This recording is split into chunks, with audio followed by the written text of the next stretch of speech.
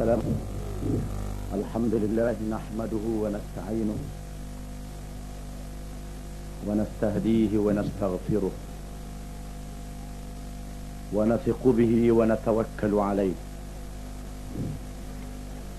ونعوذ بالله من شرور أنفسنا ومن سيئات أعمالنا. من يهده الله فلا مضل له ومن يضلل فلا هادي له. أشهد أن لا إله إلا الله وحده لا شريك له وأشهد أن محمدا عبده ورسوله. اللهم صل وسلم وبارك على حبيبنا وشفيعنا وذخرنا محمد سيد المصطفين الأخيار وعلى آله وأصحابه والتابعين الكرام الأبرار. أما بعد، اللهم حبب إلينا الإيمان وزينه في قلوبنا وكره إلينا الكفر والفسوق والعصيان واجعلنا من الراشدين. Wahai Tuhan, kurniakanlah perasaan kasih kepada iman di dalam hati kami, dan jadikanlah iman itu perhiasan kepada hati-hati kami, dan kurniakanlah perasaan benci di dalam hati kami ini kepada kufur, kepada fasik dan maksiat, dan jadikanlah kami termasuk di kalangan orang-orang yang mendapat petunjuk. Yang dihormati saudara pengurusi, yang dihormati saudara Pesuruhjaya PAS Negeri Johor, saudara-saudara pimpinan hubungan negeri kawasan, tuan rumah sekeluarga, muslimin dan muslimat, hadirin dan hadirat yang dihormati sekalian. Per malam ini kami bagi pihak Parti Islam se-Malaysia PAS akan menyatakan kepada umat Islam, hadirin dan hadirat, apakah perjuangan kami dan apakah pandangan kami terhadap beberapa isu yang berlaku dalam negara kita pada hari ini. Kita sebagai orang Islam yang menganut satu agama yang sempurna dan lengkap, agama yang kamil, yang sempurna dan mutakamil, yang sempurna menyempurna di antara satu sama lain. Agama yang sempurna maknanya semua perkara yang ada dalam kehidupan manusia ini ada dalam ajaran Islam, sebagaimana yang dinyatakan oleh Allah Subhanahu wa taala di dalam Al-Quran. Al-yawma akmaltu lakum dinakum wa atmamtu alaikum ni'mati wa raditu lakumul Islam madina. Pada hari ini telah kusempurnakan bagi kamu agama kamu, dan telah kucukupkan untuk kamu nikmatku, dan telah aku redha Islam menjadi agama kamu. Sempurna menyempurna di antara satu sama lain. Maknanya hukum-hukum yang terkandung di dalam Islam ini kait mengait. Bukan sahaja kita melaksanakan ajaran yang berhubung dengan ibadat. Di dalam Islam juga ada ajaran yang berhubung dengan masalah-masalah kenegaraan, masalah perlembagaan, masalah perundangan, masalah politik, masalah ekonomi, masalah pentadbiran, masalah yang melibatkan dalam semua kegiatan hidup manusia, dan ianya kait mengait di antara satu sama lain. Kalau kita melaksanakan hukum-hukum Islam yang berhubung dengan perkara ibadat, yang berhubung dengan undang-undang keluarga, nikah kahwin, yang berhubung dengan faraid, sedangkan perkara-perkara lain yang terkandung di dalam Islam tidak diamalkan ataupun dilupakan oleh orang Islam, maka umat Islam tidak dapat merasai betapa kekuatan agama Islam, dan umat Islam tidak mendapat kekuatan daripada Islam. Sesungguhnya Sayyidina Umar ibn al-Khattab radhiyallahu anhu, ketika beliau melawat kota Baitul Maqdis, apabila tentera Islam berjaya menawan Palestin dan penduduk Palestin mahu memeterikan perjanjian damai dengan orang-orang Islam, dan mereka meminta supaya perjanjian itu disaksikan oleh Sayyidina Umar ibn al-Khattab radhiyallahu anhu. Apabila Sayyidina Umar tiba di Baitul Maqdis, beliau telah memberi ucapan kepada umat Islam, "Nahnu qaumun a'azzana Allahu bil Islam, famahma nabtaghil 'izza bighairi ma a'azzana Allah, azallana Allah." Kita adalah satu umat yang diberi kemuliaan oleh Allah dengan Islam. Walau bagaimanapun kita mencari kemuliaan lain daripada Islam, maka kita akan menerima hukuman penghinaan dari Allah Subhanahu wa taala. Kemuliaan dengan Islam ini ialah melaksanakan seluruh ajaran Islam yang sempurna dan lengkap. Firman Allah taala, "Ya ayyuhalladzina amanu udkhulu fis-silmi kaffah wa la tattabi'u khutuwatis syaitan innahu lakum aduwwum mubin." Hai orang-orang yang beriman, masuklah kamu dalam agama Islam semuanya. Jangan kamu ikut jejak langkah syaitan. Sesungguhnya syaitan itu adalah musuh yang nyata kepada kamu. Makna ikut agama Islam semuanya ialah semua perkara dalam kehidupan manusia ini hendaklah diselesaikan dengan ajaran Islam. Kerana Allah Subhanahu wa taala yang menurunkan Islam adalah Allah Ta'ala yang maha mengetahui. Jangan kita berani mengatakan dalam Islam ini hanyalah perkara yang berhubung dengan masalah-masalah diri masing-masing. Perkara yang melibatkan negara, yang melibatkan pentadbiran, yang melibatkan politik, yang melibatkan ekonomi, tidak ada dalam Islam. Kita boleh ambil apa saja ajaran yang datang kepada kita. Seolah-olah kita mahu meletakkan Allah Ta'ala itu tak tahu dalam perkara lain, hanyalah dalam perkara ibadat, dalam perkara itu sahaja.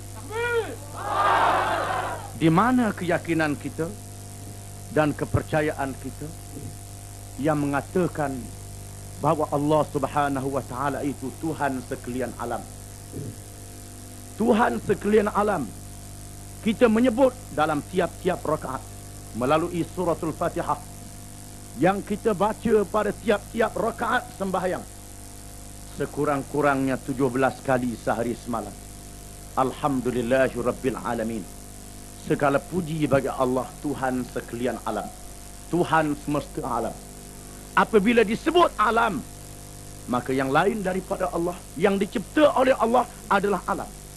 Tuhan yang memerintah, yang menguasai alam.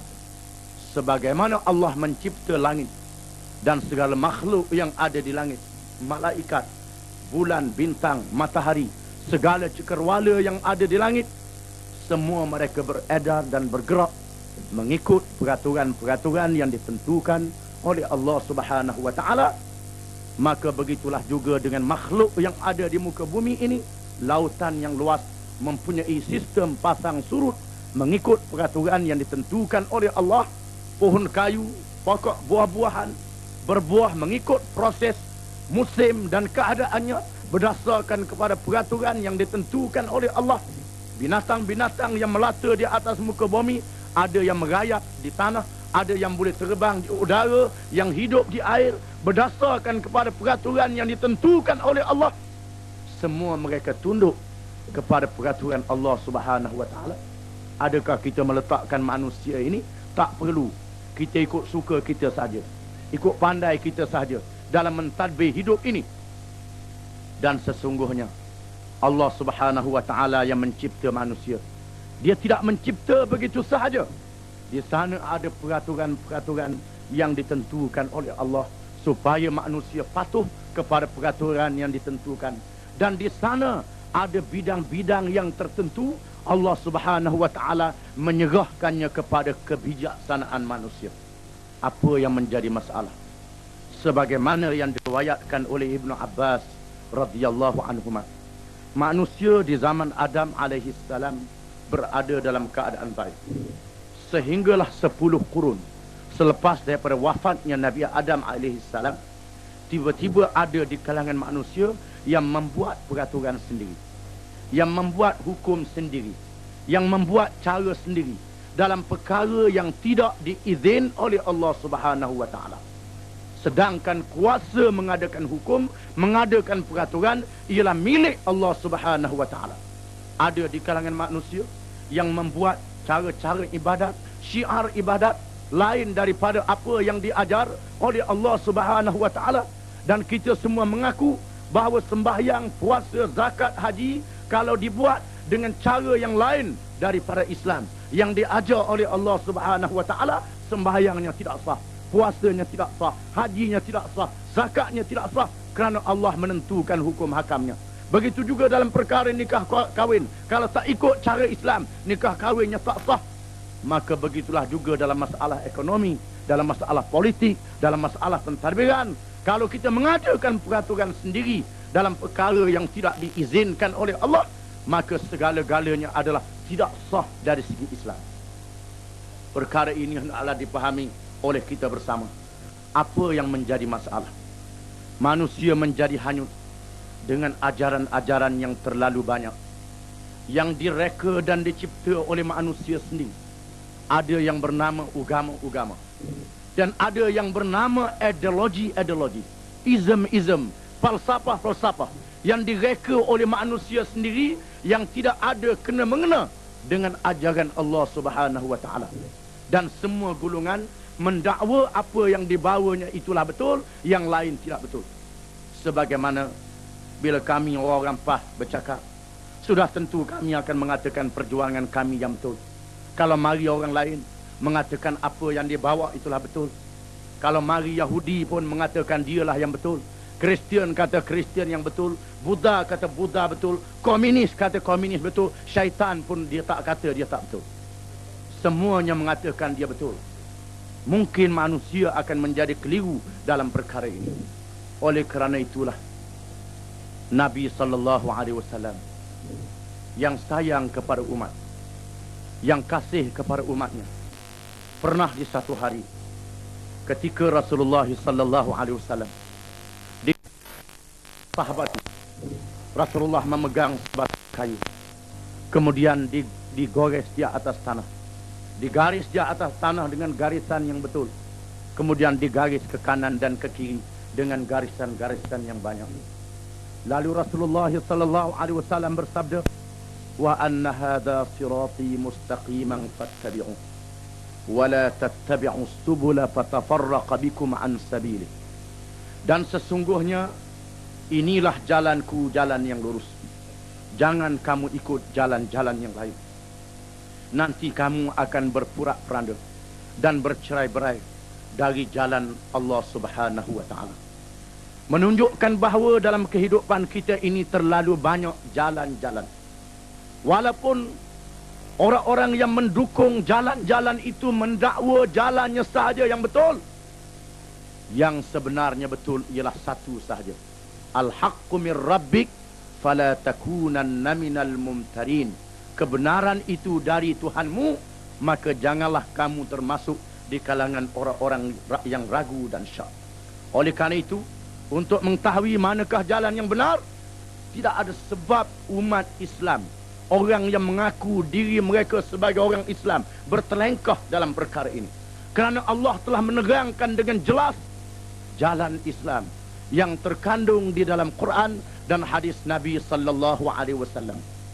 Wa'tasimu bihablillahi jami'an wa la tafarraqu. Berpeganglah kamu semua dengan tali Allah, jangan kamu berpecah belah. Dan firman Allah Ta'ala, wa in tanaza'tum fi syai'in farudduhu ila Allahi war Rasul in kuntum tu'minuna billahi wal yaumil akhir dzalika khairun wa ahsanu ta'wila. Jika sekiranya kamu bertelengkah dalam sesuatu perkara, maka kembalilah kepada Allah, kembalilah kepada Rasul, yakni kepada Quran dan kepada hadis Nabi sallallahu alaihi wasallam. Jika sekiranya kamu benar-benar beriman kepada Allah dan hari akhirat. Rasulullah sallallahu alaihi wasallam telah membuktikan pelaksanaan Islam yang sempurna dan lengkap. Bermula daripada mengucap dua kalimah syahadah. Dan mengucap dua kalimah syahadah itu memberi pengakuan, memberi kenyataan kepercayaan seseorang Islam kepada seluruh ajaran Islam. Di zaman Rasulullah sallallahu alaihi wasallam, apabila seorang badui dari Bani Syaiban datang berjumpa Rasulullah sallallahu alaihi wasallam, lalu Rasulullah mengajak dia mengucap dua kalimah syahadat. Asyhadu an la ilaha illallah wa asyhadu anna Muhammadar Rasulullah. Aku naik saksi bahawa sesungguhnya tiada Tuhan yang sebenar melainkan Allah, dan bahawa sesungguhnya Muhammad itu Rasulullah. Apabila si badui itu mendengar ucapan tersebut, dia tersentak dan terus berkata, hadza amrun takrahuhul muluk idzan tuharibukal arabu wal ajam. Inilah dia ucapan perkara yang dimarah oleh raja-raja, yang dimarah oleh penguasa-penguasa, yang dimarah oleh pemerintah-pemerintah. Kalau kamu berucap dengan ucapan ini, maka kamu akan diperangi oleh orang Arab dan diperangi oleh orang yang bukan Arab. Mengapa kita mengucap dua kalimah syahadah di Singapura, Lee Kuan Yew tak kata apa? Mengapa kita mengucap dua kalimah syahadah di Thailand, kerajaan Thailand diam saja? Mengapa kita mengucap dua kalimah syahadah di Israel, kalau sekadar mengucap dua kalimah syahadah, kerajaan Yahudi Israel tidak ambil apa-apa tindakan? Mengapa apabila Rasulullah sallallahu alaihi wasallam mengucap dua kalimah syahadah, menerima tentangan yang hebat dari pemimpin-pemimpin jahiliah Mekah dan menerima tentangan yang hebat dari kuasa besar dunia Parsi dan Rom? Mengapa? Di sana menunjukkan perbezaan yang jauh di antara pengertian dua kalimah syahadah yang dipahami oleh kita dan pengertian dua kalimah syahadah yang dipahami oleh mereka yang bersama-sama dengan Rasulullah sallallahu alaihi wasallam.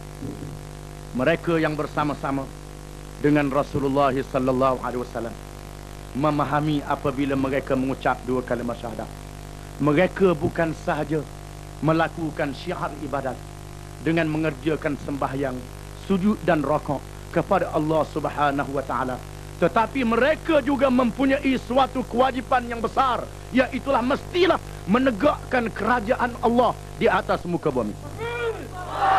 Menegakkan kerajaan Allah di atas muka bumi ini ialah menegakkan kerajaan yang mendaulat Islam, kerajaan yang diperintah dengan Islam, kerana Allah Subhanahu wa taala telah mengisytiharkan apabila Allah mencipta Nabi Adam alaihi salam.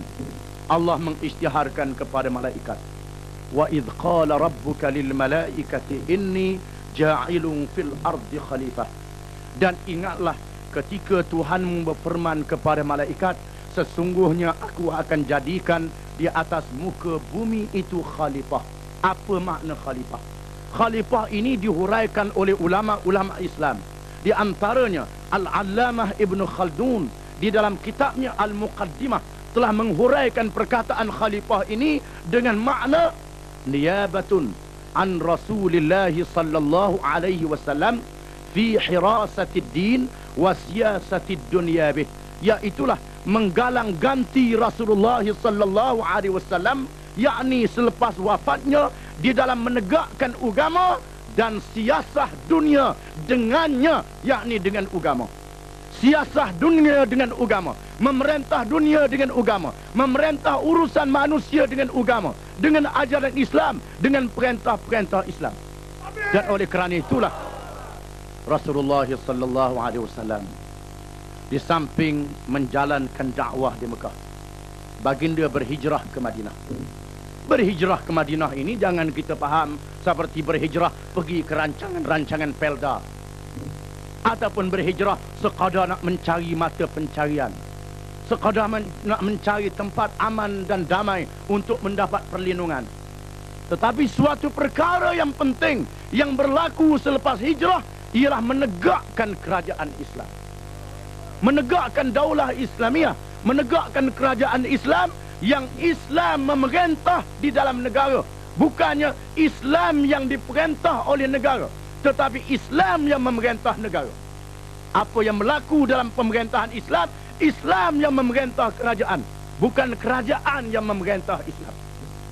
Islam yang memerintah negara. Inilah yang diamalkan oleh Rasulullah sallallahu alaihi wasallam.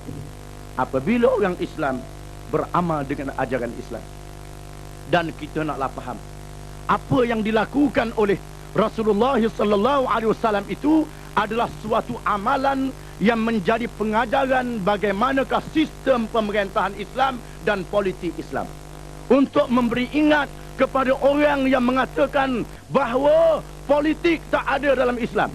Bila kita bercakap tentang politik Islam, mereka mengatakan politik tak ada dalam Islam. Islam suatu agama yang terpisah dari politik. Politik suku, agama suku. Mereka mesti faham.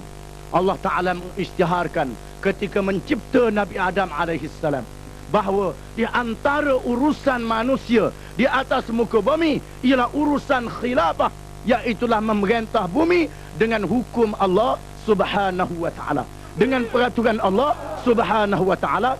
Inilah yang dinamakan politik Islam. Dan para nabi-nabi alaihimussalatu wassalam telah dinyatakan oleh Rasulullah sallallahu alaihi wasallam, kanat banu Israel tasusuhumul anbiya. Adalah Bani Israel yang menjadi pemimpin siasah mereka ialah nabi-nabi alaihimussalatu wassalam. Apabila Rasulullah menegakkan negara Islam yang ditegakkan oleh Rasulullah adalah sah mengikut ilmu politik dan mengikut kaedah undang-undang antarabangsa. Apa yang dilakukan itu adalah sebuah negara. Apa yang dilakukan itu adalah pemerintahan Islam. Apa yang dilakukan itu adalah politik Islam. Kerana mengikut kaedah Islam. Dan mengikut kaedah yang bukan Islam sekalipun. Sebuah negara yang nak ditegakkan di atas muka bumi dinamakan negara mengikut kaedah politik apabila mempunyai beberapa syarat. Yang pertama, mesti ada bumi. Yang kedua, mesti ada rakyat. Yang ketiga, mesti ada pemimpin. Yang keempat, mesti ada perlembagaan. Yang kelima, mestilah ada syakhsiyah ma'nawiyah ataupun kedaulatan, kepribadian sebagai sebuah negara. Kemudian kita kaji, adakah yang diamalkan oleh Rasulullah SAW di Madinah mencukupi syarat-syarat ini? Yang pertama, ada negeri. Rasulullah mendapat sebuah negeri yang diberi oleh golongan Ansar, iaitulah negeri Madinah. Rasulullah berhijrah daripada Mekah ke Madinah kerana penduduk Mekah yang dikuasai oleh Abu Jahal tidak mengizinkan bumi Mekah ditegakkan ajaran Islam, ditegakkan negara Islam. Apabila penduduk Madinah memberi bumi Madinah, menyerahkannya kepada Rasulullah sallallahu alaihi wasallam, Rasulullah menegakkan negara Islam di Madinah. Ada bumi, ada negeri.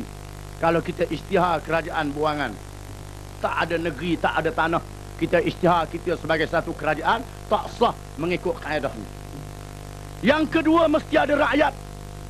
Kalau tak ada rakyat, tidak diiktiraf sebagai sebuah negara. Umpamanya kita carilah sebuah pulau di Selat Melaka yang tak ada penduduk, tak ada manusia. Kita pergi sorang-sorang, kita naik atas pulau tu, isytihar inilah negara, saya jadi raja, saya jadi presiden, rakyatnya tikus. Orang tak aku sebagai sebuah negara. Orang kata tak betul, kepala tak betul. Di mana sebuah negara mesti ada rakyat, mesti mempunyai rakyat.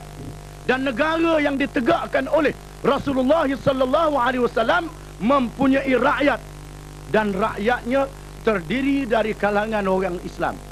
Orang Islam yang menjadi rakyat ini daripada kabilah Aus, Khazraj, penduduk asal Madinah, dan dari kalangan muhajirin yang datang dari Mekah, dan rakyat yang bukan Islam. Ada juga orang yang bukan Islam yang jadi rakyat. Jangan kita faham bila nak tegakkan negara Islam ni semua rakyat mesti Islam. Orang yang bukan Islam tak boleh tinggal dalam negara Islam. Jangan kita faham begitu. Negara Islam yang ditegakkan oleh Rasulullah sallallahu alaihi wasallam bukan sahaja mempunyai rakyat yang beragama Islam, tetapi juga rakyat yang bukan Islam. yang menerima kepatuhan, yang menerima peristiharan Rasulullah sallallahu alaihi wasallam dan menyatakan taat setia yang tidak berbelah bagi kepada negara Islam. Yang kedua, pemimpin negara itu ialah Rasulullah sallallahu alaihi wasallam. Jangan kita faham Rasulullah ni tugas dia sekadar jadi imam semayang, sekadar jadi tukang nikah, juru nikah, sekadar bila ada orang mati dia pergi baca doa, sekadar itu sahaja. Bila ada musim-musim kenduri dia pergi baca doa arwah, sekadar itu saja. Bila musim-musim cuti sekolah dia berkhatan budak-budak. Bila ada apa-apa hal orang panggil dia baca doa selamat. Jangan kita faham Rasulullah itu saja. Rasulullah sebagai Rasulullah yang mempunyai tugas memimpin manusia dalam segala bidang. Menjadi ketua negara, menjadi pemimpin tentera, menjadi ketua pentadbir, menjadi pemimpin orang Islam dalam semua bidang urusan mereka. Dan yang keempat, negara itu mempunyai perlembagaan. Rasulullah sallallahu alaihi wasallam telah mementerikan perlembagaan Madinah. Perlembagaan ini ialah perjanjian di antara kerajaan dengan rakyat. Mesti ada perjanjian di antara kerajaan dengan rakyat yang dinamakan piagam ataupun yang dinamakan perlembagaan. Dan Rasulullah sallallahu alaihi wasallam telah memeterikan perjanjian itu dan telah memeterikan piagam Madinah, dan inilah contoh perlembagaan Islam, di mana di dalam perlembagaan ini dinyatakan dua kalimah syahadah. Sebagaimana orang biasa nak masuk Islam kena mengucap dua kalimah syahadah, maka negara dan kerajaan juga mesti mengucap dua kalimah syahadah. Dalam perlembagaan yang mesti mengucap dua kalimah syahadah, dalam perlembagaan yang ditegakkan oleh Rasulullah sallallahu alaihi wasallam dinyatakan mahmakhtalaftum fi syai'in famaradduhu ila Allah wa ila Muhammad sallallahu alaihi wasallam. Maksudnya, apa-apa perkara yang menjadi pertelengkahan di dalam negara ini, maka tempat rajaknya ialah Allah, yakni Quran, dan Muhammad sallallahu alaihi wasallam. Yakni hukum yang paling tinggi di dalam negara ini ialah Quran dan hadis Nabi sallallahu alaihi wasallam, bukan suara majoriti. Kalau suara majoriti bertentangan dengan Quran dan hadis, maka pandangan majoriti ditolak. Quran dan hadis adalah hukum yang paling tinggi. Bukannya Islam nak mengongkong fikiran manusia.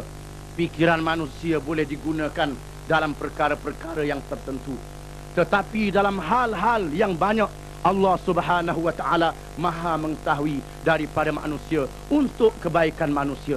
Inilah keyakinan orang Islam.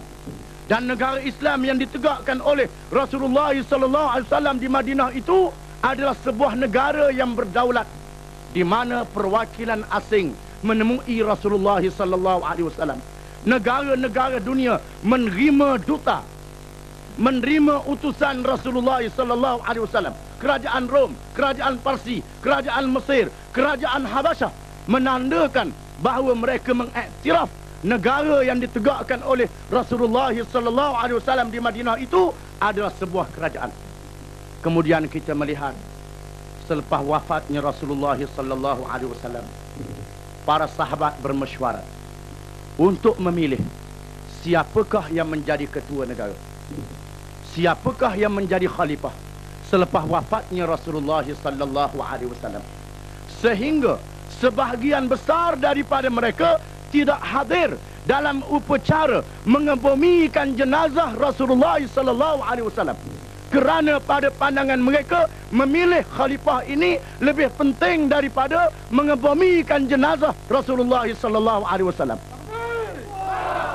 Ini menunjukkan bahawa menegakkan negara adalah perkara yang sangat penting. Tiba-tiba kita orang Islam di kebelakangan ini menyatakan bahawa soal pemerintahan, soal negara, soal politik tak penting. Tak ada dalam Islam. Kita boleh pakai apa saja sistem yang kita mahu, apa saja yang kita nak. Seolah-olah dalam Islam ini tak ada peraturan di dalam soal kenegaraan, di dalam soal pemerintahan. Di mana pengakuan kita Islam sebagai agama yang sempurna? Di mana pengakuan kita Allah Subhanahu wa taala itu Maha mengetahui? Di mana pengakuan kita Allah Subhanahu wa taala itu Maha bijaksana? Di mana pengakuan kita Allah Subhanahu wa taala itu menguasai sekalian alam? Dan orang Islam yang beramal dengan Islam di zaman Rasulullah sallallahu alaihi wasallam dan zaman kemudian daripadanya telah membina sebuah negara yang besar, telah menumbangkan kuasa-kuasa besar dunia, Parsi dan Rom, yang tidak boleh memimpin manusia. Negara yang penuh dengan kezaliman. Coba kita fikir, Badui padang pasir, yang sebahagian besar daripada mereka buta huruf, berada dalam negeri yang kering kontang, yang tidak ada asas-asas tamadun. Apabila mereka beramal dengan Islam dan menegakkan Islam sebagai sebuah negara dan menegakkan Islam sebagai satu pemerintahan, Allah Subhanahu wa taala telah memberi kekuatan kepada mereka. Sebagaimana firman Allah taala, walau anna ahlal qura amanu wattaqau lafatahna alaihim barakatim minas samai wal ard. Kalulah sekiranya penduduk negeri dan kampung itu beriman dan bertakwa, nescaya kami akan bukakan kepada mereka keberkatan yang datang dari langit dan keberkatan yang keluar dari bumi. Tetapi perkataan berkat tidak ada di dalam kamus politik moden. Perkataan berkat tidak ada dalam kamus ekonomi moden. Perkataan berkat tidak ada di dalam ilmu-ilmu moden. Yang ada hanyalah di dalam ilmu Islam. Oleh kerana kita telah jauh daripada ilmu Islam, walaupun kita merasai kemelesetan demi kemelesetan, kita merasai masalah demi masalah. Bukan sahaja kita tidak boleh menyelesaikan masalah yang sedia ada, ditambah dengan masalah-masalah baru, tetapi kita masih tidak sedar, masih tidak insaf, masih tidak mahu kembali ke pangkal jalan untuk mengikut ajaran yang dibawa oleh Nabi Muhammad sallallahu alaihi wasallam. Kita naklah sedar mengapa punca orang Islam jadi begini. Yang pertama, apabila mereka diberi kemenangan oleh Allah Subhanahu wa taala, mereka leka dan lalai dengan kemenangan. Yang kedua, melalui serangan pemikiran yang dilancarkan oleh musuh terhadap umat Islam, yang diistilahkan oleh ulama-ulama Islam dengan al-ghazwul fikri, serangan pemikiran. Setelah mereka tidak berjaya menguasai orang Islam melalui serangan bersenjata, perang salib ratus tahun lamanya dilancarkan oleh Kristian dengan kerjasama Yahudi. Berbagai-bagai tindakan dilakukan untuk menjatuh negara Islam. Mereka tidak berjaya dan mereka tidak berhasil. Akhirnya mereka membuat kajian yang mendalam, membuat pengajian secara detail, mencari di manakah rahsia kekuatan orang Islam, di mana perkara ini diketahui oleh orang-orang yang bukan Islam, tetapi dilupakan oleh orang Islam sendiri. Sebagai suatu contoh, apabila berlakunya penentangan orang Islam terhadap penjajah, apabila penjajah Inggeris menakluk negeri orang Islam, mereka menakluk Indonesia, menakluk Semenanjung, menakluk alam Melayu, menakluk benua India, menakluk beberapa buah negeri orang Islam, tetapi mereka menerima penentangan yang hebat daripada orang Islam. Lalu Dewan Rakyat Inggeris mengadakan persidangan. Dalam persidangan itu, Perdana Menteri Inggeris di zaman itu yang bernama Gladstone, dalam ucapannya menyatakan bahawasanya sambil beliau memegang kitab suci Al-Quran, beliau mengatakan selagi mereka berpegang dengan kitab ini, selama itulah kita tidak dapat menguasai mereka. Selama itulah mereka mempunyai kekuatan yang tidak boleh dikalahkan. Oleh kerana itu mestilah dilakukan tindakan untuk menjauhkan mereka daripada Al-Quran. Bagaimana cara untuk menjauhkan mereka daripada Al-Quran? Adakah dengan cara mereka datang ke kampung-kampung membakar surau dan masjid? Sekarang ni dah ada bakar masjid. Masa itu tak berlaku lagi bakar masjid.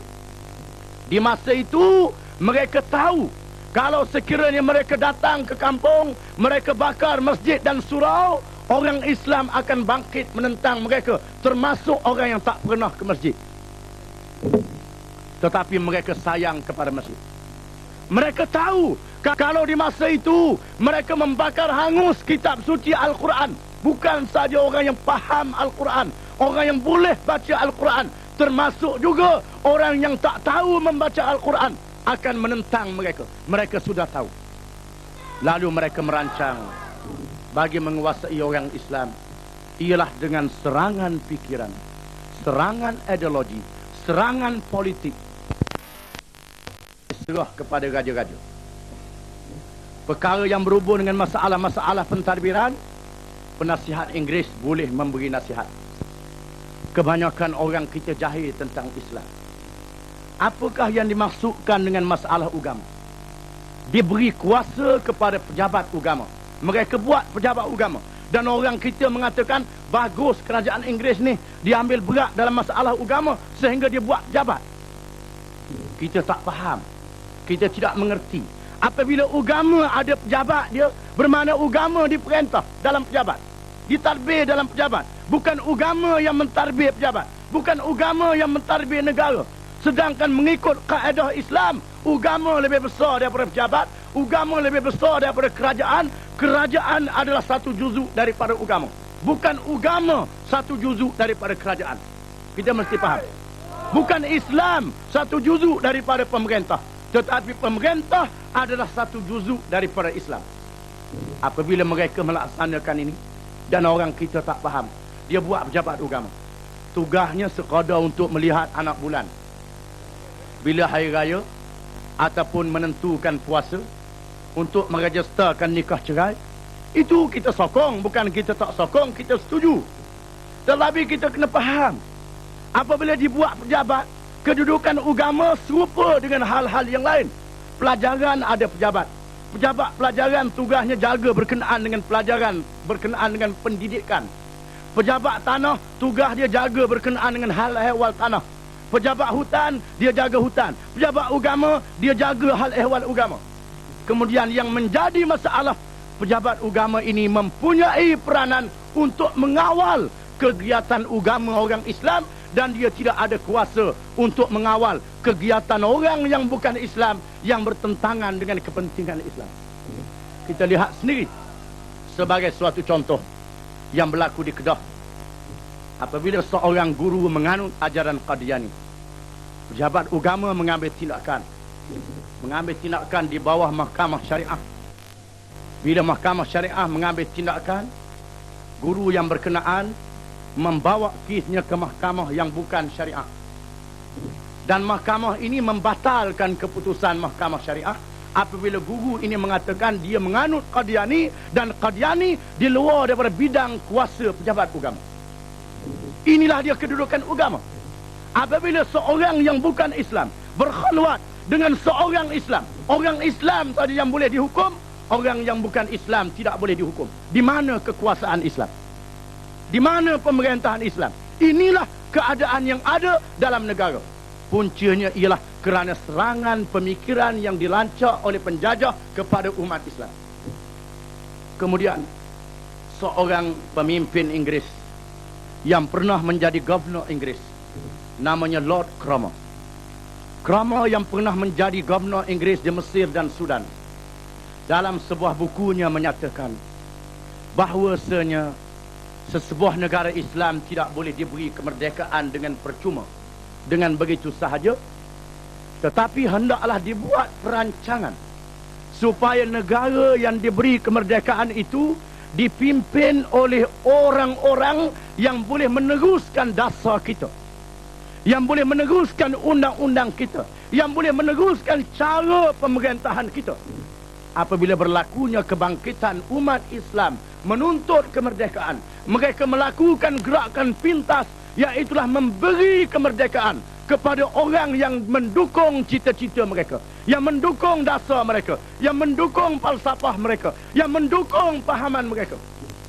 Dan kita lihat, walaupun Inggeris telah pulang ke negeri mereka, tetapi undang-undang mereka masih ada, kebudayaan mereka masih ada, Perangai mereka masih ada, halal haram mereka masih ada, peraturan mereka masih ada, bukannya berdasarkan kepada ajaran Islam yang sepenuhnya memerintah negara ini. Inilah keadaan yang berlaku, dan inilah yang perlu kita memberi kesedaran kepada umat Islam. Bukan sahaja perkara ini boleh menjejaskan masalah, boleh menimbulkan masalah dan menjejaskan kepentingan orang Islam. Yang lebih bahayanya ialah menghilangkan thiqah, menghilangkan kepercayaan orang Islam kepada agama mereka secara sedikit demi sedikit. Sebagaimana sabda Rasulullah sallallahu alaihi wasallam, la tattabi'unna sunanal ladzina min qablikum shibran bi shibrin wa dira'an bi dira' hatta law salaku juhra dabbin la salaktumuh. Kamu akan mengikut perjalanan orang yang dahulu daripada kamu, sejengkal demi sejengkal, sehasta demi sehasta, sehingga mereka masuk ke dalam lubang biawak, kamu akan masuk sama. Kemudian para sahabat bertanya, al-Yahud wan Nasara ya Rasulullah, Yahudi dan Nasrani kah wahai Rasulullah? Qala faman, jawab Rasulullah sallallahu alaihi wasallam, siapakah lagi? Merekalah yang akan mempengaruhi kamu sedikit demi sedikit. Bukan mereka mengeluarkan kita daripada Islam dengan cara masuk Kristian dan Yahudi sahaja, tetapi dengan kita menolak Islam, menolak peraturan Islam, menolak sistem Islam, sudah cukup memisahkan kita daripada Islam sedikit demi sedikit. Oleh kerana itulah, apabila berlakunya pahaman sekularisme ini menguasai orang Islam, Syekhul Islam Kerajaan Negeri Turki telah menulis di dalam bukunya Mauqiful Aqli wal Ilmi wal Alim, sesungguhnya sekularisme memisahkan agama dan politik adalah revolusi yang dilakukan oleh kerajaan terhadap rakyat. Yang menjadi kebiasaan dalam dunia, rakyat melakukan revolusi terhadap kerajaan. Tetapi memisahkan agama dan politik ini ialah revolusi yang dilakukan oleh kerajaan terhadap rakyat, bagi menguasai pemikiran rakyat dan menjauhkan mereka sedikit demi sedikit daripada Islam. Dan kita melihat bukan sahaja undang-undang Islam dan peraturan Islam tidak dilaksanakan, tetapi orang Islam berani menghina undang-undang Islam. Ada mereka yang mengatakan undang-undang Islam tak sesuai. Ada yang mengatakan kalau perintah dengan cara Islam akan jadi huru-hara. Ada yang mengatakan undang-undang Islam ni tidak membawa kemajuan. Ada yang mengatakan undang-undang Islam seperti potong tangan pencuri adalah zalim. Undang-undang Islam ni undang-undang yang tidak praktikal. Mereka naklah faham, undang-undang Islam ni bukan undang-undang yang dibuat oleh orang PAS. Undang-undang Islam dan hukum Islam adalah hukum Allah Subhanahu wa taala.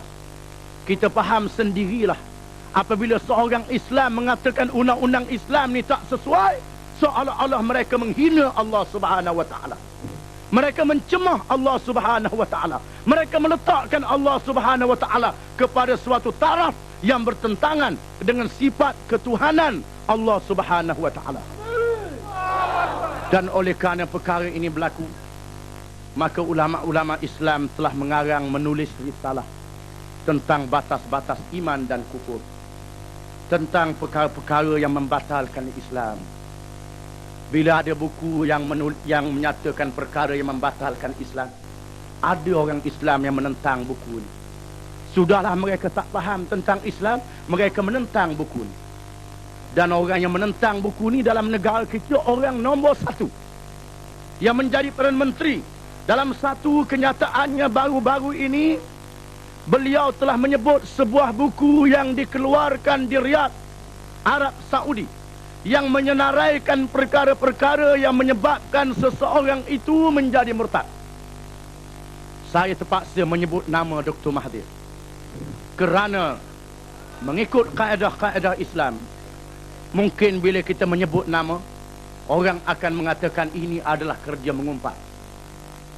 Saya suka menyatakan Al-Imam Ibn Kathir, Al-Imam Al-Qurtubi telah menyatakan di dalam tafsirnya, dan Al-Imam Al-Ghazali telah mengatakan di dalam beberapa kitabnya. Di antaranya kitab yang diterjemahkan ke dalam bahasa Jawi yang dikenali dengan kitab Hidayatus Salikin, Orang yang tak tahu bahasa Arab, dia boleh baca kitab Jawi Hidayatus Salikin yang diterjemahkan oleh Syekh Abdul Samad Palembang Al-Palembani, yang menterjemahkan kitab ini, di mana dalam perkara mengumpat beliau telah menyebut, dan di antaranya Ibnu Nujaim telah menyebut di dalam kitabnya Al-Ashbah wan Nazair yang dikarang oleh Ibnu Nujaim. Di sana ada kitab Al-Ashbah wan Nazair yang dikarang oleh As-Suyuti, dan di sana ada Al-Ashbah wan Nazair yang dikarang oleh Ibnu Nujaim. Ibnu Nujaim menyatakan, apabila seorang pemimpin memberi ucapan yang bertentangan dengan Islam ataupun melakukan perkara-perkara yang bertentangan dengan Islam, maka kita boleh sebut nama dia demi untuk menyelamatkan orang Islam apabila kita pandang itu adalah suatu perkara yang bahaya. Beliau mengatakan dalam kenyataannya ada buku yang menyenaraikan beberapa perkara yang menyebabkan orang jadi murtad. Dipahamkan daripada kenyataan itu, beliau minta supaya orang Islam berwaspada dengan buku ini. Dan yang keduanya, beliau menyatakan di dalam buku ini ada menyatakan seseorang yang menerima orang yang bukan Islam menjadi pemimpin, maka dia menjadi murtad. Saya suka menjelaskan. Yang pertama, apakah buku yang dimaksudkan? Buku yang dimaksudkan itu ialah buku yang bernama Dalilul Haji wal Mu'tamir, panduan kepada haji dan orang yang mengerjakan umrah. Panduan kepada jamaah haji dan umrah. Buku ini dikeluarkan oleh Darul Ifta, iaitulah Majlis Fatwa Kerajaan Arab Saudi. Siapakah yang menjadi anggota Majlis Fatwa ini?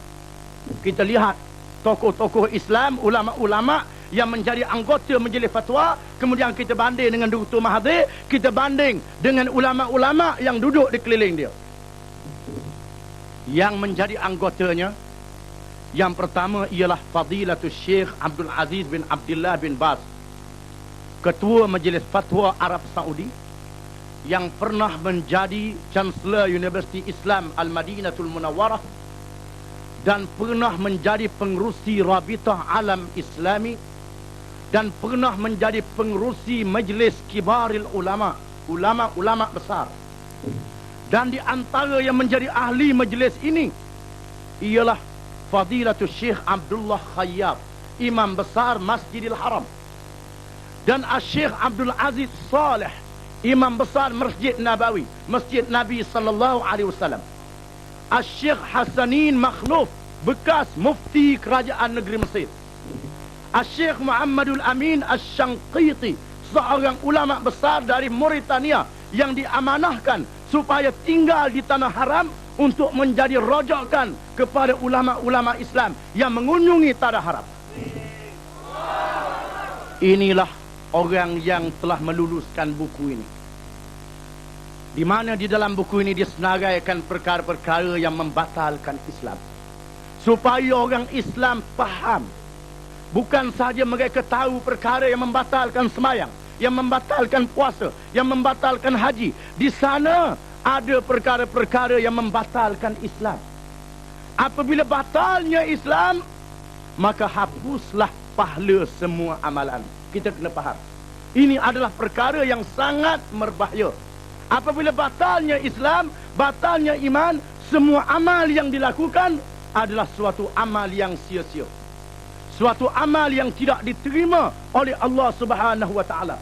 Dan kita orang Islam hendaklah menjaga iman kita dan menganggap iman ini adalah suatu nikmat yang besar yang diberi oleh Allah Ta'ala, yang lebih besar daripada nikmat menjadi Perdana Menteri, yang lebih besar daripada nikmat menjadi ketua negara, yang lebih besar daripada nikmat mendapat harta benda. Kerana nikmat pangkat, nikmat harta benda belum tentu kita selamat di dunia dan di akhirat. Tetapi nikmat iman adalah suatu nikmat dari Allah yang menentukan seseorang itu bahagia di dunia dan bahagia di akhirat. Oleh kerana itulah orang Islam wajib memelihara iman. Pernah seorang sahabat yang bernama Sufyan bin Abdullah radhiyallahu anhu. Sufyan bertanya, "Ya Rasulullah, qul li fil Islam qawlan la as'alu anhu ahadan ghairak. Wahai Rasulullah, katakanlah kepada saya berkenaan dengan Islam, sehingga tidak payah lagi saya bertanyakan orang lain. Lalu sabda Rasulullah sallallahu alaihi wasallam, qul amantu billah thumma istaqim. Katakanlah aku beriman kepada Allah, kemudian teguh di atas jalan yang sebenar.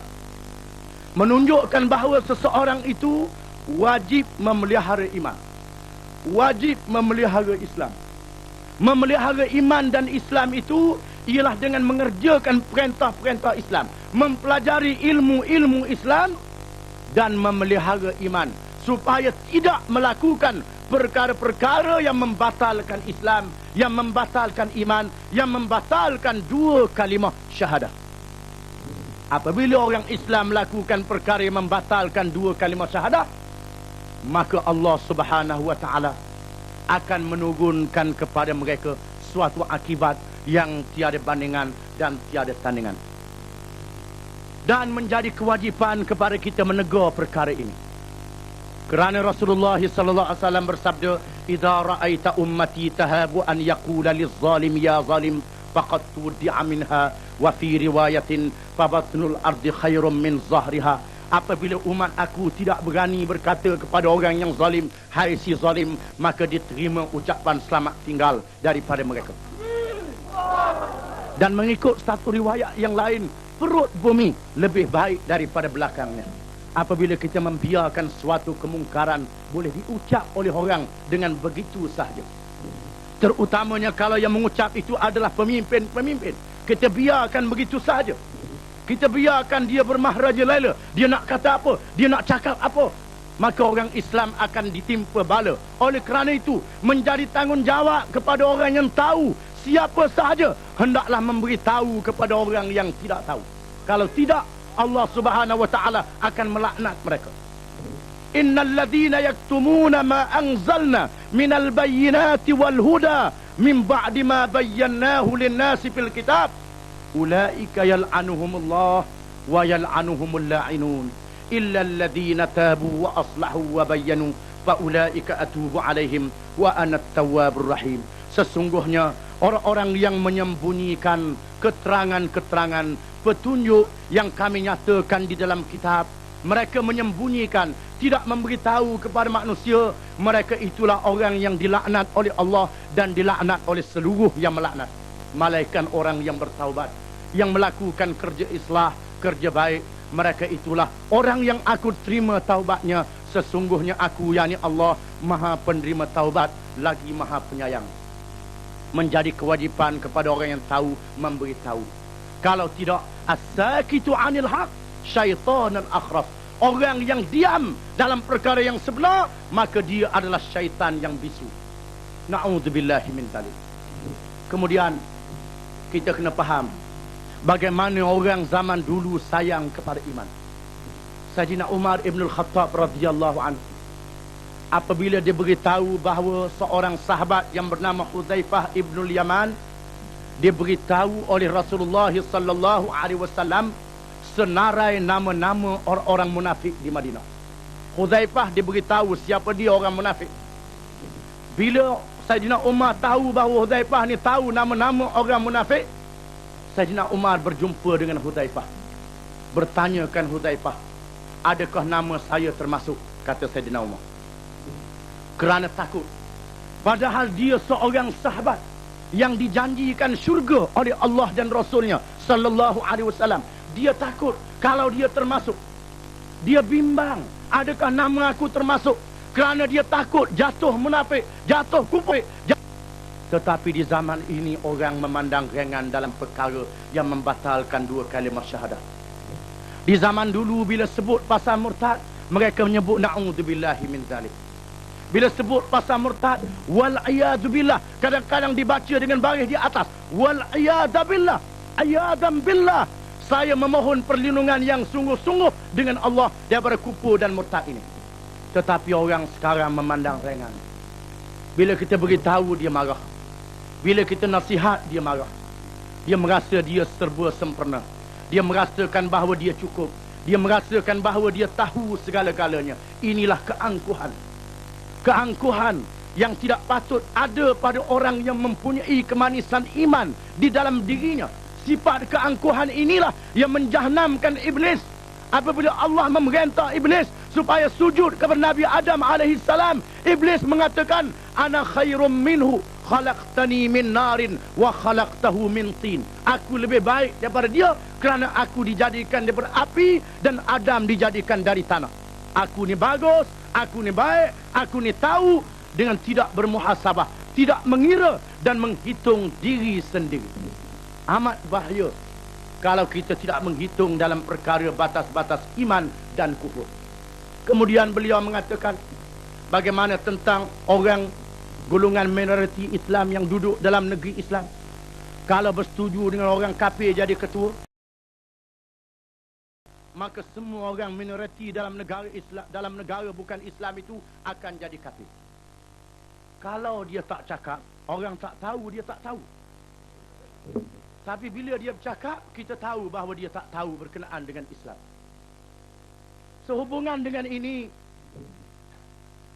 2-3 minggu lepas, saya menghadiri sidang Dewan Undangan Negeri Terengganu. Kebetulan kita ada 2 orang wakil. Saudara Mustafa Ali dan saya sendiri jadi ahli Dewan. Dan kita menghadapi 30 orang wakil daripada Barisan Nasional. Termasuk yang 29 UMNO dan 1 MCA. Di mana dalam sidang Dewan Undangan Negeri Terengganu itu, keseluruhan wakil-wakil yang bercakap menyatakan bahawa PAS adalah bertanggungjawab dalam masalah perpecahan yang berlaku dalam masyarakat.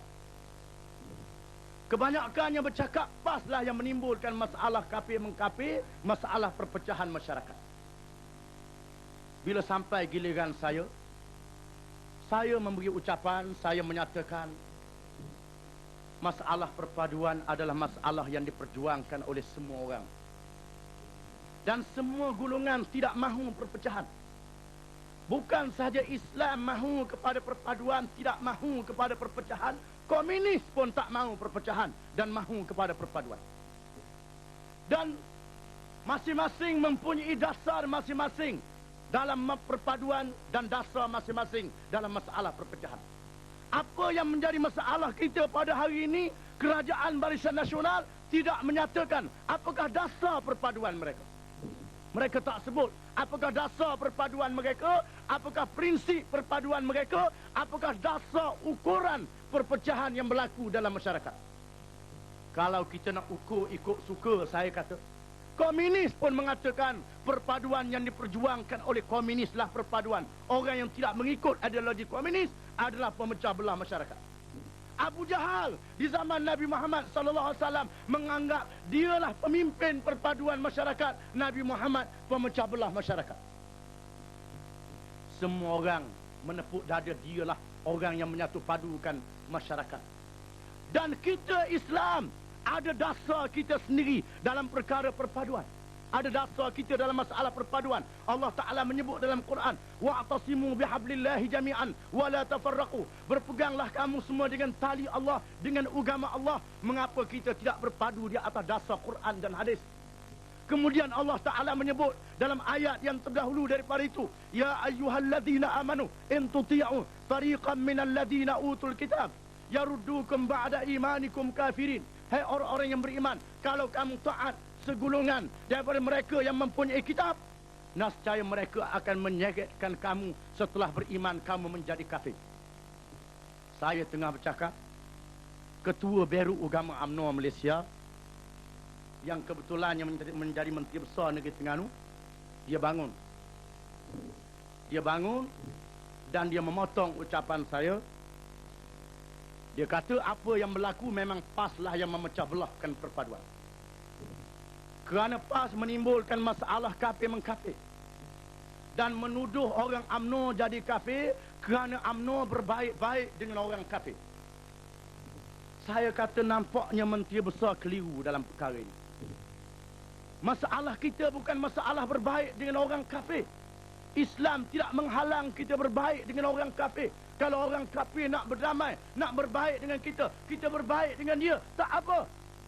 Tetapi apa yang menjadi masalah, UMNO telah menerima orang yang bukan Islam untuk memegang kuasa politik dan memimpin negara. Inilah yang bertentangan dengan ajaran Islam.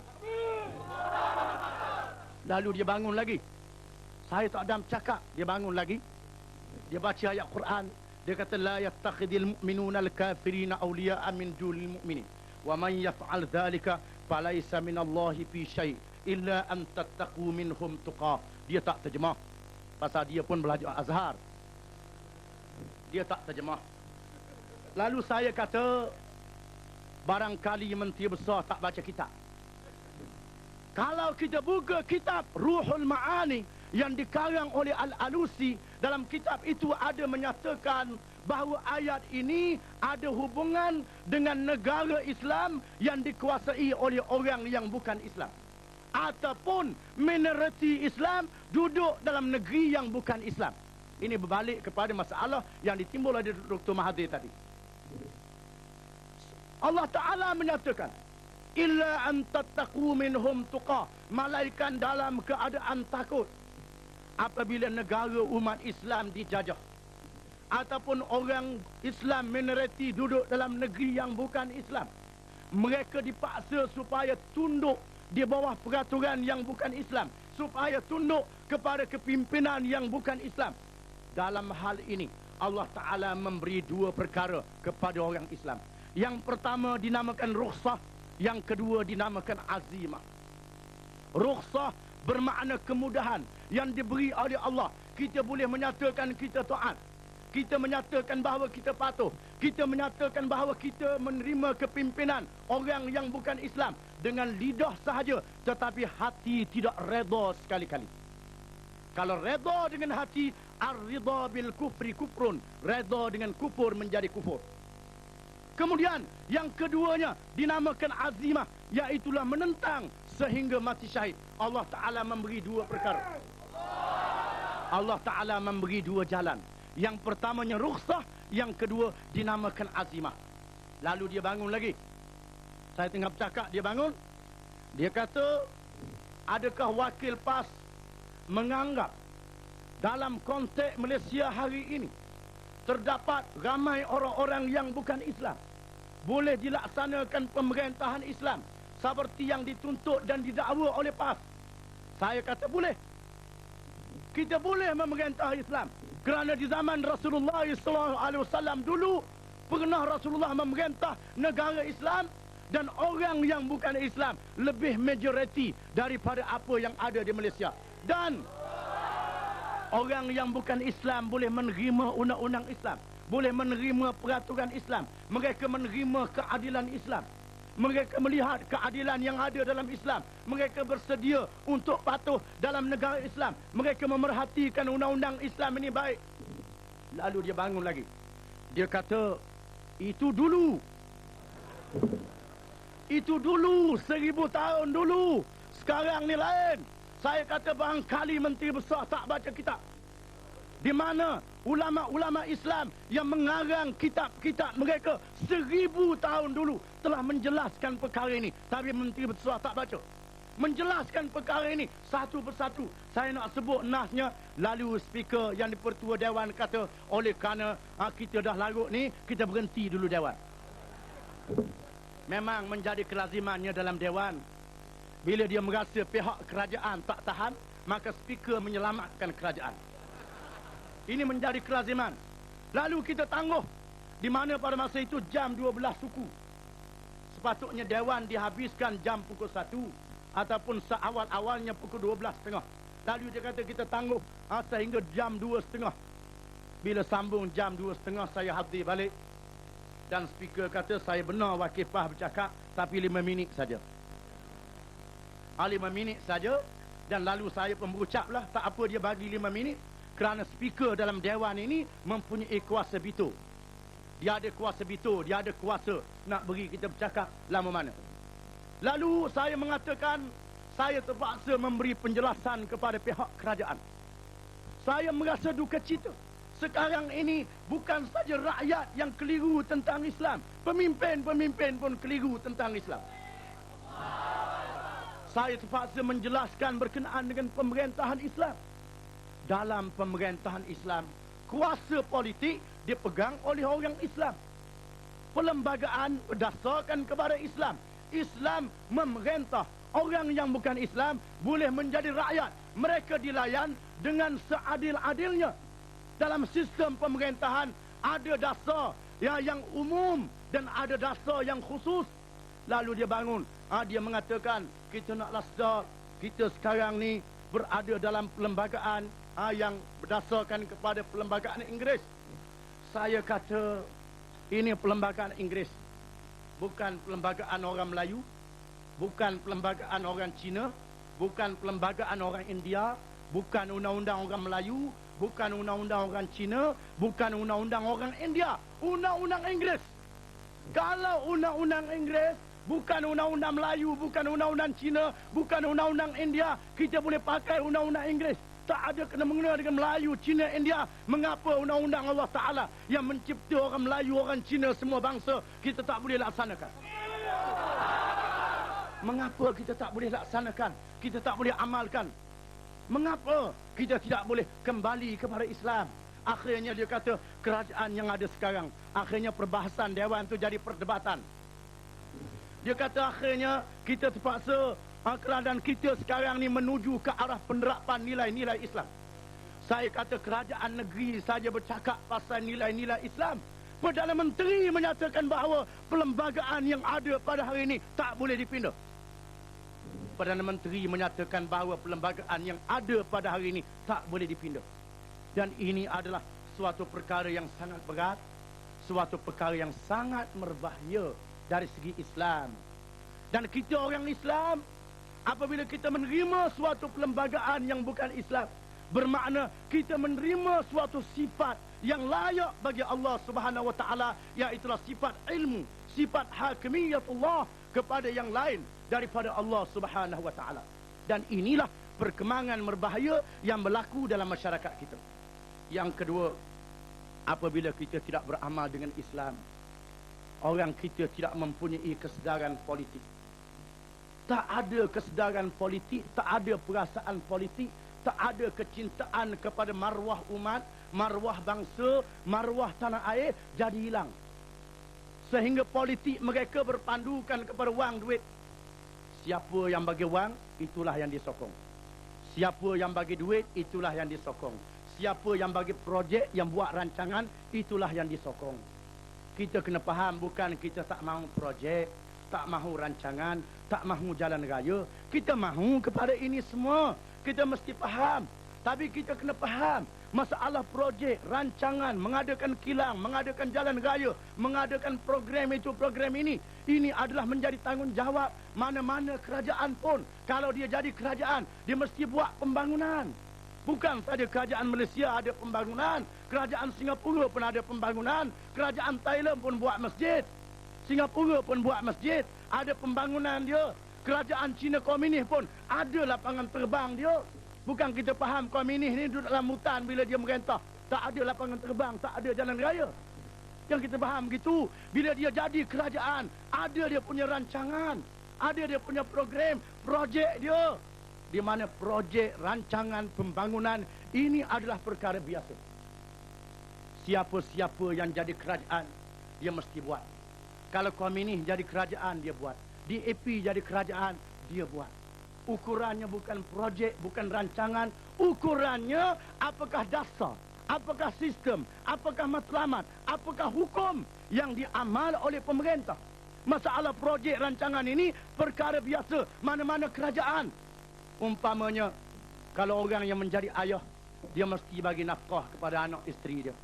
Sama ada ayah tu orang Islam, ayah tu orang Kristian, ayah tu orang Hindu, mesti bagi nafkah kepada anak isteri dia. Ini adalah perkara biasa. Adalah tidak wajar umpamanya kita pergi ke rumah orang nak pinang anak dia. Pak cik, saya nak pinang anak pak cik ni, jangan bimbang. Kalau anak pak cik jadi isteri saya mesti bagi nafkah. Tak payah bagi tahu. Ini perkara biasa. Kalau menang pilihan raya, nak buat jalan. Menang pilihan raya, nak buat projek. menang pilihan raya nak bagi itu. Ini adalah tanggungjawab mana-mana kerajaan. Kita kena faham. Dan mereka pernah tuduh kerajaan PAH Kelantan masa PAH Perintah Kelantan dulu tak ada projek, tak ada rancangan. Orang Kelantan barangkali berjalan kaki semua. Tak ada apa. Bagaimana menteri-menteri pergi melawat Kelantan pada masa PAH Merintah Kelantan dulu. Mereka pergi turun dengan kapal terbang. Di mana mereka singgah kapal terbang? Kalau tak ada projek, tak ada rancangan. Masalah kita, projek, rancangan, ini adalah perkara biasa. Tetapi penentuan dasar dan hukum. Tetapi orang kita diajar dengan politik wang, politik duit, politik benda. Dan inilah yang menjahanamkan kesedaran politik. Siapa yang bagi duit, kita sokong dia. Siapa yang bagi kebendaan, kita sokong dia. Siapa yang bagi kemewahan, kita sokong dia. Politik ini akan menjahanamkan kedaulatan umat. Dan kita melihat sendiri, orang kita tak ada harga diri, tak ada maruah dalam politik. Sedangkan bangsa Fiji, kita baca dalam surat khabar, orang Fiji ini jenis orang asli. Orang asli yang pernah jadi tentera British dulu.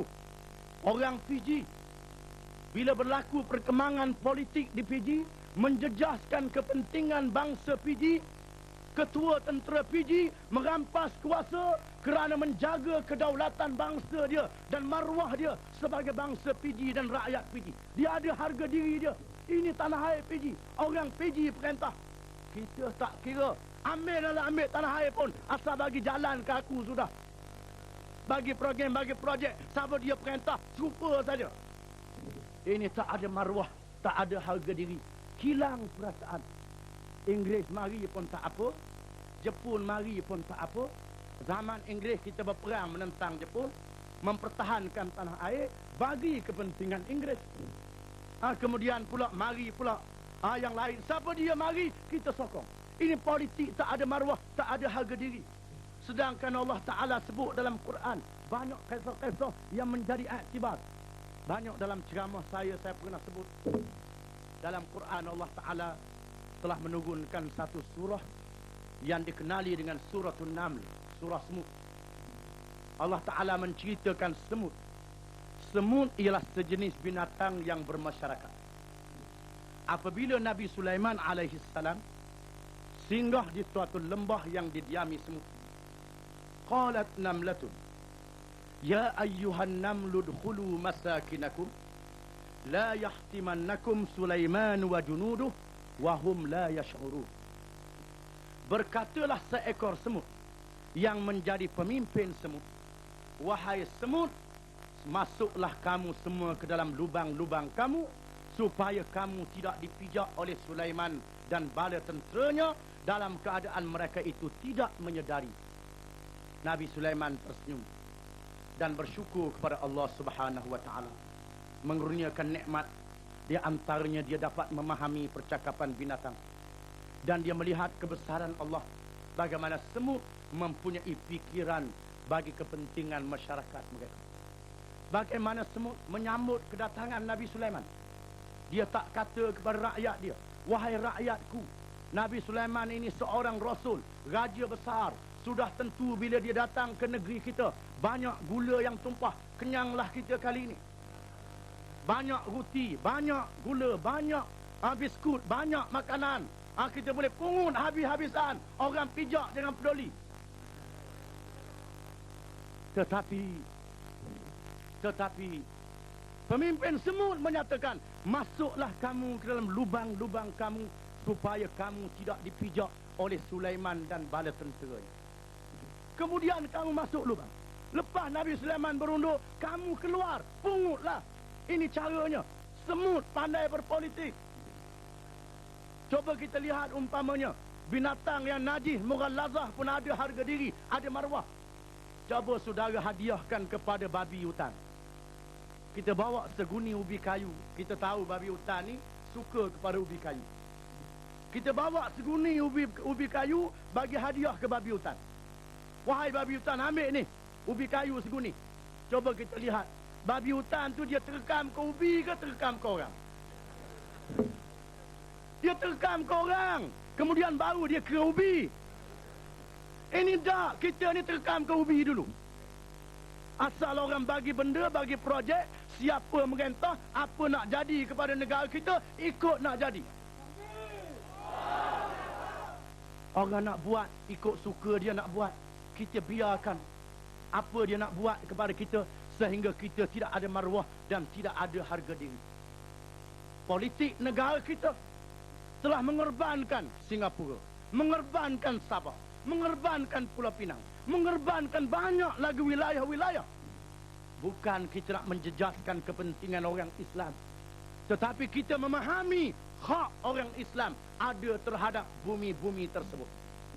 Dan bukan kita nak melakukan kekejaman kepada manusia, tetapi kita menyatakan bahawa hanya Islam yang boleh menyatakan keadilan.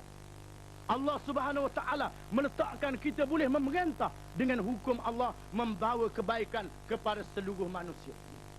Dan kita melihat bagaimana kita telah diubah oleh dasar yang ada dan sistem yang ada, dan menjadi tanggungjawab kepada kita kembali kepada Islam, kembali kepada kesedaran Islam, kembali kepada kepahaman Islam. Bukan saja dalam semayang, puasa, zakat dan haji, tetapi mestilah kembali kepada Islam di dalam kepahaman politik, dalam kepahaman kita bertindak dalam seluruh kehidupan kita, supaya kita menjadi suatu umat Allah Subhanahu Wa Taala. Jadi saya rasa cukuplah sekadar yang saya ucapkan per malam ini. Mudah-mudahan dimanfaatkan oleh Allah kepada kita sekalian. Aqulu qawli hadza wa astaghfirullahal azim li wa lakum.